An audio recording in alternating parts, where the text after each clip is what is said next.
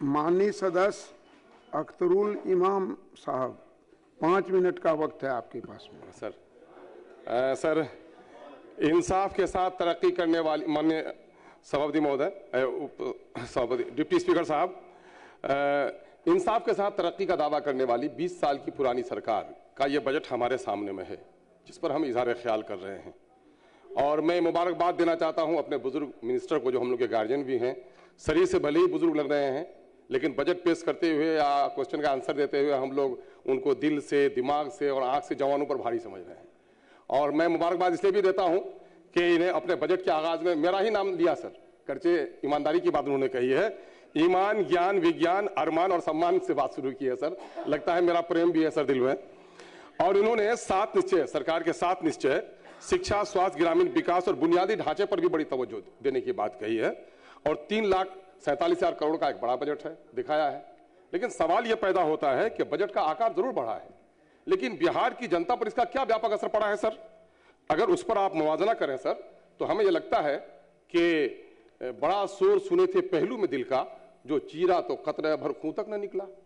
क्या फायदा हुआ है बजट का? बजट साइज बढ़ा, ये बजट पैसे कहां से आए? माल महाराज का मिर्जा खोले होली।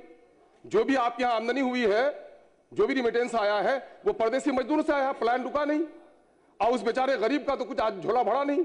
गरीबों के बच्चे की पढ़ाई नहीं हो पा रही है, उनका इलाज नहीं हो पा रहा है, उनको रोजगार नहीं मिल पा रहा है।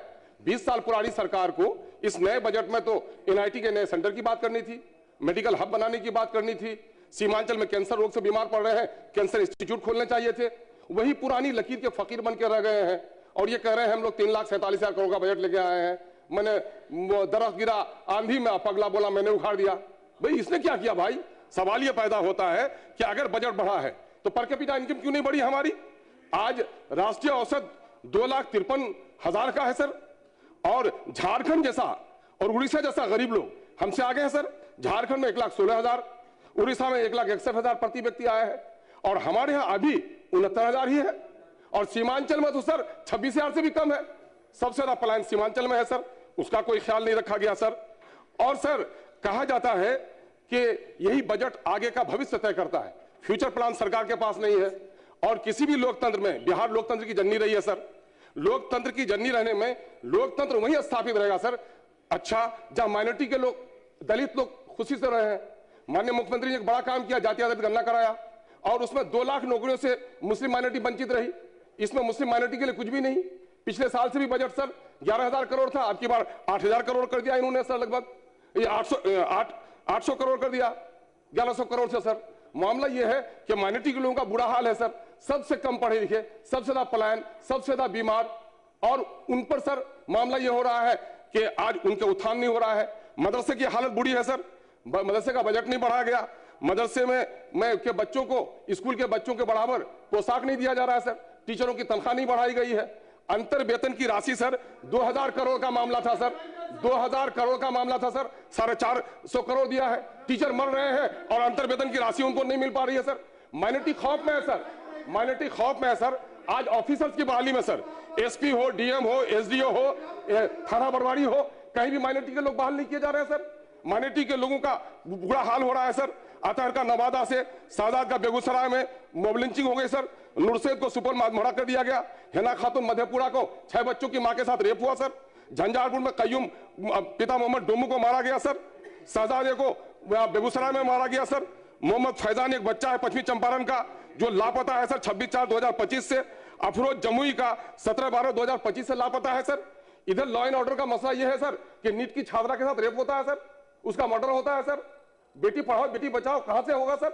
मामला यह है कि आज हमारे सीमांचल में सर सूरज बिहारी नाम का एक युवक जो मक्के का व्यापारी था मारा गया सर, और उसके गम में आज उसका बाप का हार्ट अटैक हो गया सर। क्या दे रहे हैं? शांति हम दे रहे हैं सर। सीमांचल हमारा सबसे गरीब है सर।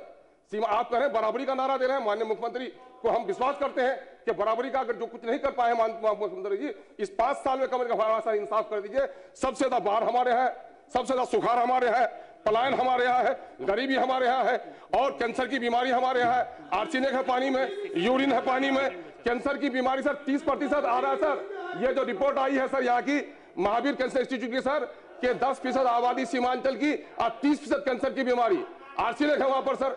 मैं साधुवाद देना चाहता हूं रेवेन्यू मिनिस्टर को कि कम से कम पूरे सरकार के दरमियान में रेवेन्यू मिनिस्टर ने जो जमीन का जंजाल है सर, इसको खत्म करने में प्रयास किया है। लेकिन आज हमारे यहां सर मिनिस्टर ने जवाब दिया है कि निजी जमीन पर काम करने वाले, मिट्टी काटने वाले को कोई सरकारी परमिशन नहीं लेना पड़ेगा। आज हमारे यहां हजारों जो ट्रैक्टर चालक है सर, धरने में बैठे हुए किशनगंज में, पूर्णिया में सर, अपने निजी काम के लिए मिट्टी काट के लिए आता सर। अपना भाषण समाप्त जनता करें। की पीड़ा है सर, सिर्फ एक सेकंड सर, आपका समय हो गया माननीय कि सदस्य। उसकी गाड़ी सीज की जाती है, 1 लाख रुपया उस पर जुर्माना किया जा रहा है सर। मिट्टी कहां से मिलेगी? मजदूर किसान से मिट्टी लेता है, उसकी मिट्टी को भी कुमार के लिए सिंह जाते हैं। जी। सर 2-3 बातें सर, माननीय हाईकोर्ट का सदस्य बेंच, संजय कुमार सिंह EMU जी। और सीमांचल डेवलपमेंट काउंसिल के ताल्लुक से सरकार आप ने कुछ भी कृपया बैठ जाएं।